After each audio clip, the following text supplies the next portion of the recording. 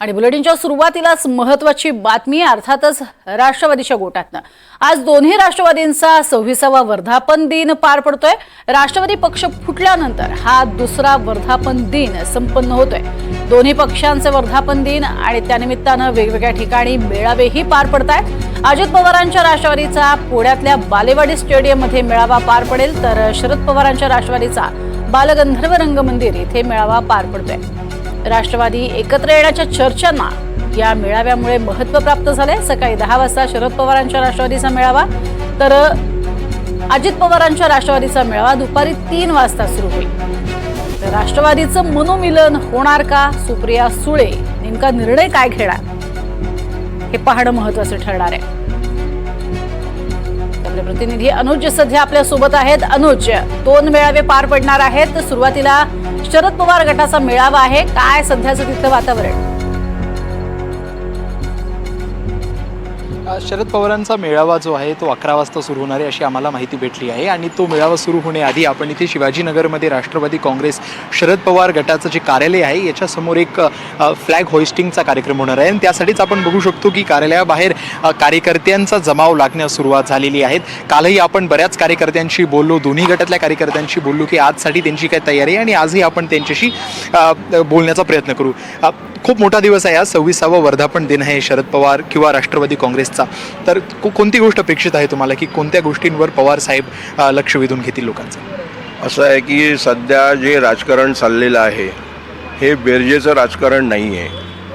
आम्ही सर्वजण सेवादलाचे कार्यकर्ते आणि प्रदेशाध्यक्ष भाऊ सावंत म्हणून मी आज आपल्याला सांगू इच्छितो की आज जी परिस्थिती आपल्या देशामध्ये आहे, सामाजिक आणि राजकीय, ह्याला सर्वस्वी जबाबदार आजचं सरकार आहे। त्याच्यामुळे आमच्या ह्या 26 वर्षाच्या शरदचंद्र पवार गटाच्या राष्ट्रवादी काँग्रेसच्या पक्षातर्फे आम्ही सर्व सरकारला अगदी सांगू इच्छितो की आपण जे काही चालवलेलं आहे हे चालवलेलं आपण कुठेतरी आत्मचिंतन करावं, ज्याच्यामुळे लोकांचा संभ्रम निर्माण होतो आहे। आज आपण एवढा पाकिस्तानवर जो हल्ला आपण केला तो आपण एकदम एकाएकी का थांबवलं, याचं उत्तर आपल्याला पहिलं संसदमध्ये सर्वपक्षीय मेळाव्यामध्ये देणं गरजेचं असताना सुद्धा आपण सगळे दौरे करत सुटलात। आणि हे सिंदूर यात्रा, ही सिंदूर यात्रा काय आहे? अहो, लोकांच्या घरामधले बायका ज्यांचे पुरुष मरण पावलेले आहेत आणि तुम्ही लोकांना जाऊन दुसऱ्यांच्या बायकांना सिंदूर लावणं हा तुम्हाला कोणी हक्क दिला आहे? हे सगळ्यात वाईट गोष्ट आहे आणि ही कुठल्याही जनतेला पटलेली नाही आहे। त्यामुळे जे काय चाललेलं आहे हे वातावरण गढूळ करण्याचं काम चाललेलं आहे।